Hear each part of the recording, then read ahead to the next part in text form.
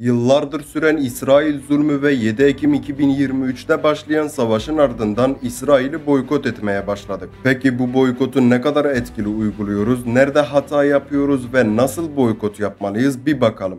Öncelikle kolaları yere dökerek, cam çerçeve indirerek boykot olmaz. Boykot, sosyal ve ekonomik açıdan yalnızlaştırarak olur. Hem ürününü satın alarak hem de reklamını yaparak Coca-Cola'nın satış rekoru kırmasına sebep olursunuz. Buna karşı Coca-Cola'nın Türk markası olduğu iddiası ortaya çıktı. Coca-Cola Türkiye sayfasına bakarsanız evet, İstanbul Türkiye merkezli. Fakat Coca-Cola Company yani şirketin genel sayfasına bakarsanız Georgia Amerika merkezli. Yani anlayacağınız Coca-Cola ne İsrail ne de Türkiye markası. Asıl Amerika markası. Zaten boykot listelerindeki markaların çoğu Amerikalı. Yani biz İsrail'i değil Amerika'yı boykot ediyoruz. Aslında farkına varırsanız sadece İsrail'i değil her yerde parmağı olan Amerika ve Doğu Türkistan'da zulüm yapan Çin gibi diğer ülkeleri de boykot etmemiz gerektiğinden Coca-Cola boykotuna devam. Ama yere dökerek değil, satın almayarak. İnternette veya televizyonda paylaşılan boykot listelerinde İsrail'le alakalı veya alakasız birçok marka bir arada. Aslında bu pek de yanlış bir şey değil.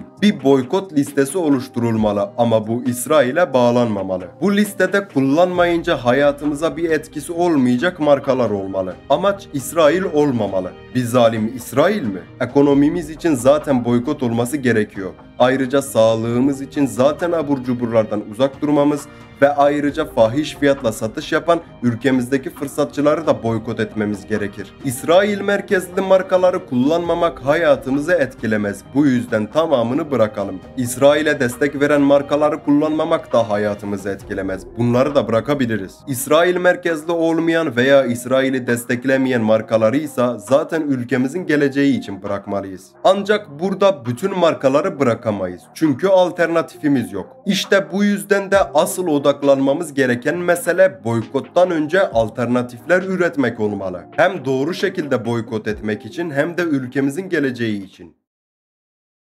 İsrail'i boykot etmeye çalışmanın neden işe yaramayacağını anlatacağım. Para verip yere kola dökenlerden bahsetmeyeceğim elbette. Doğru şekilde yaptığınızı zannettiğiniz boykotun aslında pek de işe yaramayacağından bahsedeceğim. Tabii ki elimizden geldiği kadar boykot etmeliyiz ama asıl para kaynaklarını boykot etmemiz daha etkili olacak. O boykot listelerinde İsrail'le alakası olmayan markalar bile var. Ayrıca hadi diyelim İsrail'le alakası olan markaları boykot ettik. Gıda ve temizlik ürünlerini satın almadık. Peki bunun sonucunda ne olacak sanıyorsunuz? Yahudiler bizi gülerek izleyecek. Neden mi? İzin verirseniz buna soruyla cevap vereyim. Bu markalara yerli alternatiflerimiz var mı? Alternatif olarak başka ülkelerin markalarını kullanmak ne kadar etkili olacak? Esas para kaynaklarının gıda ve temizlik ürünleri olduğunu mu sanıyorsunuz? Bu şekilde boykot etmemiz zaten onların işine gelir. Çünkü yerli alternatifi olmadığı için hangi markayı kullanırsak kullanalım dolaylı yoldan yine onlara para akıyor. Kolay falan boş verin de asıl para kaynakları nelermiş ona bakalım. En önemlisi teknoloji. Teknoloji konusunda İsrail merkezli olduğunu bildiğim bir marka var. Wix. Web sitesi yapmak için kullanılan bir site. Bu sitenin kaç kullanıcısı var? Ya da Türkiye'de kaç kullanıcısı var? Daha da önemlisi, Mark Zuckerberg aslen bir Yahudi olduğunu söylüyor. Facebook, Instagram, Threads, WhatsApp, Oculus ve bunların çatı şirketi olan Meta'nın dünyada ve Türkiye'de kaç kullanıcısı var? Ve tüm bu markaların yıllık gelirleri ne kadar? Bu markaların yıllık gelirleri gıda ve temizlik markalarının yıllık gelirlerinden kat be kat daha fazla. Şimdi diyeceksiniz ki Zuckerberg Yahudi diye Meta İsrail markası mı oluyor? Evet. Mark Zuckerberg Amerika vatandaşı ve Meta da Amerika merkezli bir şirket. Fakat bir detayı unutuyorsunuz. Yahudiler birbirine sırtını dönmez.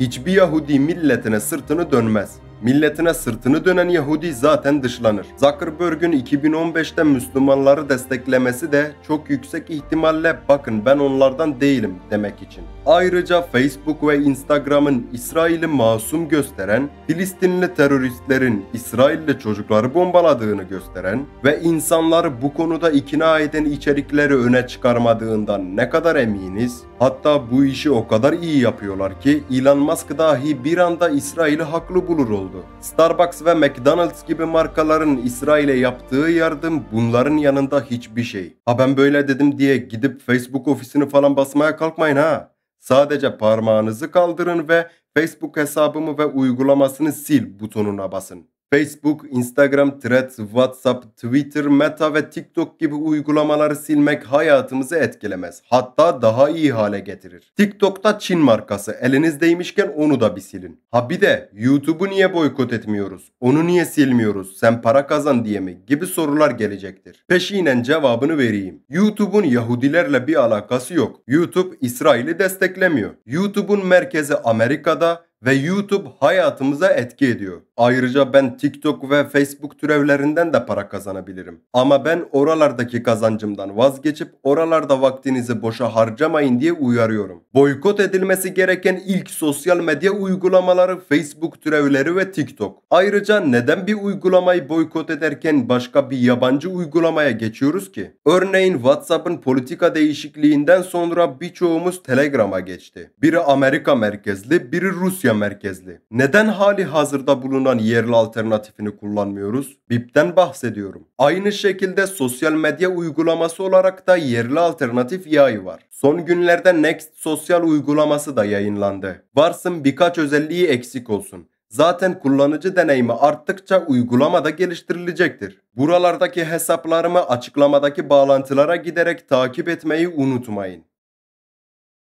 İsrail'e sövdürüp Filistin için saygı duruşu yaptıran eğitimciler. İsrail'inkine alternatif bir eğitim sistemi geliştirebilseydik dünyaya bir avuç Yahudi kadar söz geçirebilirdik zaten. İsrail neden batılı ülkeler tarafından tepki görmüyor? Hiç düşündünüz mü?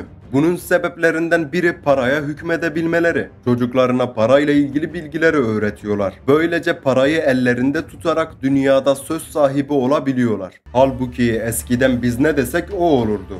Şimdi ise saçma sapan bir zulme karşı tepkimiz bile dinlenmiyor.